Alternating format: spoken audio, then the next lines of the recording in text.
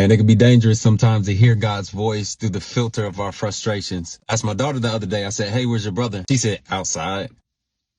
What's with the neck roll? I could tell already this was about to go south. So I said, "Hey, go tell your brother to come inside." I should have known by her body language and the way she hit that about face that she was about to add some extra words to what I just said. Because for those of y'all who know my daughter, y'all know that she is by the book. She is a rule follower, and she knows that I didn't tell my son that he can go outside. So she gets to the door, and keep in mind that my son is literally only about 10 feet away from her, and this girl is fussing. "Tyler, Daddy said get in here right now."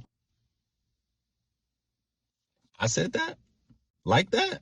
Here's the good part. She actually got results. My son came inside. But here's the dangerous part. Even though she got results, she compromised our relationship. So now when I give her an instruction, I got to worry about if she's going to say what she felt or say what I said. But now it also compromises the relationship between me and my son because now he hears my voice through the filter of her frustration. And this is the context that we find Moses in the book of Numbers, where he's fed up, he's frustrated with the people, but now that God has given him a word, he's been empowered, and now he has the authority to say what he's already been feeling. And the reason that it rubs God the wrong way is because Moses puts more trust in his works than he does God's word. And this is why success sometimes is so dangerous, because we got to be careful not to confuse our obedience with abundance. The water still came from the rock, even though Moses was wrong. And I know God told Moses to strike the water split. He told him to strike the rock 40 years before, and the water came from the rock. So you could say, well, maybe he was just assuming that this is what God wanted him to do. Side note, yesterday's word ain't today's word. That just because it worked does not mean you were right, because we cannot depend on our works more than we depend on God's word.